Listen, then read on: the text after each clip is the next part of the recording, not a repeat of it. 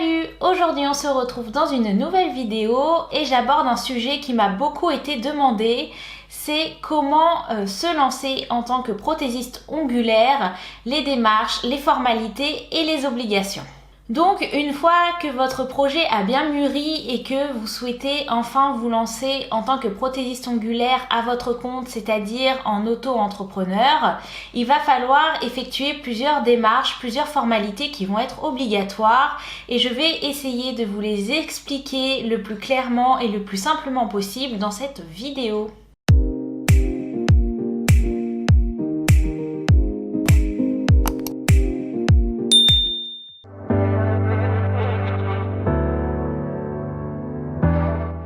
Donc la première chose à faire, ça va être de déclarer son activité auprès du CFE. Donc le CFE, c'est le Centre de formalité des entreprises. Et il faut savoir que prothésiste ongulaire, c'est une activité artisanale et donc on va dépendre de la CMA, de la Chambre des métiers et de l'artisanat. Donc pour faire votre déclaration, vous allez avoir deux choix. Soit vous allez choisir de vous débrouiller vraiment tout seul et là ça va être absolument gratuit. Dans ces cas-là, vous pouvez soit vous connecter au site CFE Métiers, soit au site Guichet Entreprise.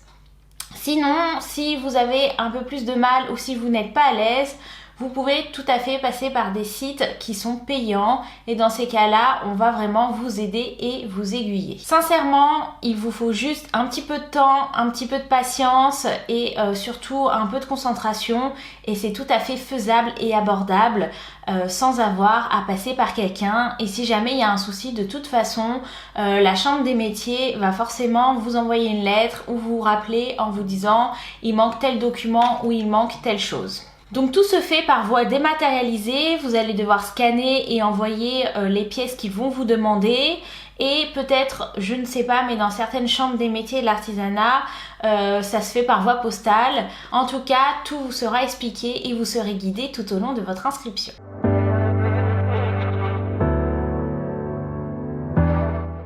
Puis la deuxième étape va être de faire valider et de réceptionner les documents.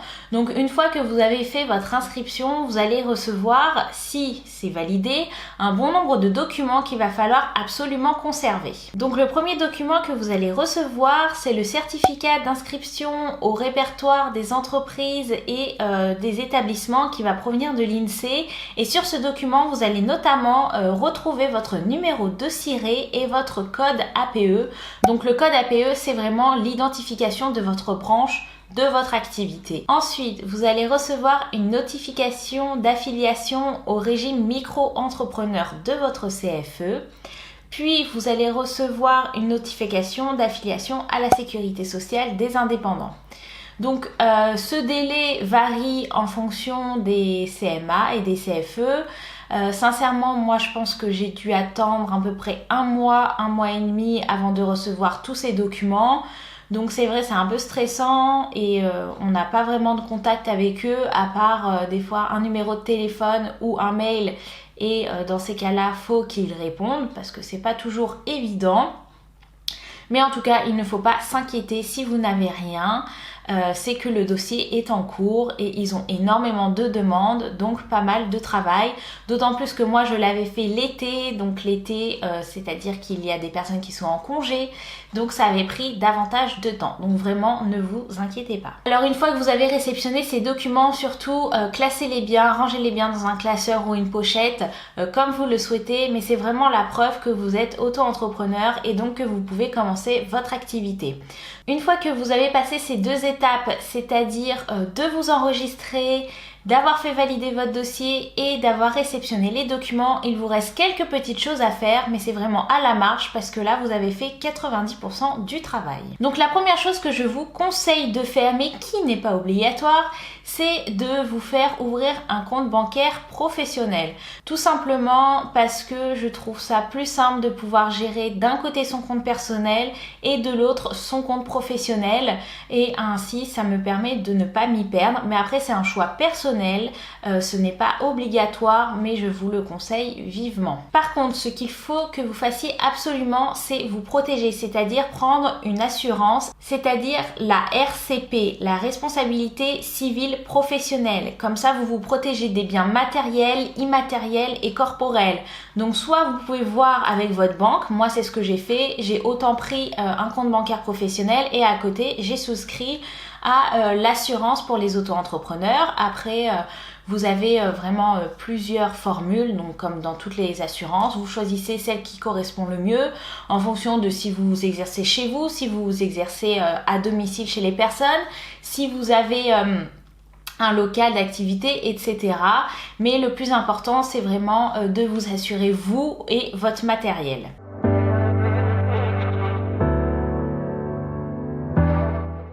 Donc ensuite, il va falloir aussi déclarer votre chiffre d'affaires. Donc là, le chiffre d'affaires, ça va être sur le site de l'URSSAF. Donc vous pouvez vraiment tout faire en ligne. Vous recevez aussi par papier, mais sincèrement en ligne, c'est super simple. Vous avez juste à rentrer votre chiffre d'affaires et le calcul se fait automatiquement. Ensuite, vous rentrez vos coordonnées bancaires, vous avez votre compte URSSAF de toute manière et ça se fait en un clin d'œil. Donc vous avez le choix soit de déclarer votre chiffre d'affaires mensuellement, soit de le déclarer par trimestre. Encore une fois, moi je vous conseille de le déclarer mensuellement, notamment si vous êtes affilié à Pôle emploi, mais je parlerai des aides juste après. Mais encore une fois, je trouve qu'au niveau de la gestion, c'est beaucoup plus simple de s'y retrouver, de faire ça mensuellement que par trimestre. Après, encore une fois, c'est un choix personnel. Par contre, il faut bien prendre en compte que ce que vous allez déclarer, c'est votre chiffre d'affaires, c'est-à-dire que vous ne devez pas déduire vos dépenses. Si vous gagnez 3 000 € dans le mois et que vous en dépensez 500 dans votre matériel, vous devez bien déclarer les 3 000 et non 2 500. Et ensuite, la dernière chose, c'est que vous n'êtes pas assujetti à la TVA. Donc ça aussi, il faut bien le prendre en compte.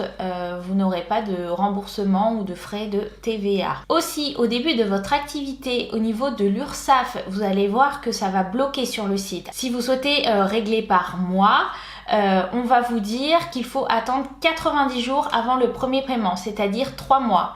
Donc la première fois que vous allez déclarer votre chiffre d'affaires, vous allez en déclarer 3 en réalité puisque ça sera vos 3 premiers mois. Donc ça surtout vous ne vous inquiétez pas. Et par la suite, vous allez soit déclarer par mois comme je vous l'ai expliqué ou par trimestre. Et vous avez un calendrier avec des échéances, etc. Mais ça, tout est expliqué sur le site de l'URSSAF. Concernant vos impôts, là aussi, vous allez devoir faire un choix entre le versement libératoire ou non. Donc là, c'est vraiment une histoire de calcul. Je vais vous laisser vous renseigner sur Internet. Donc soit, en gros, vous avez une sorte de prélèvement à la source, donc par mois, soit vous payez les impôts comme d'habitude, enfin normalement, à l'ancienne, on va dire. Donc ça c'est vraiment des calculs à faire et c'est propre à chacun et à chaque situation. Donc ce choix vous allez devoir le faire au moment de votre inscription. Mais il me semble que si jamais vous voulez le changer, c'est tout à fait possible. Par contre ça sera l'année suivante et dans une certaine période. Donc il faut vous renseigner, mais ça vous pouvez le faire il me semble auprès de l'URSSAF aussi. Donc pas de panique si jamais la première année vous vous dites j'ai pris tel versement puis finalement je préfère prendre l'autre, c'est tout à fait possible de le changer.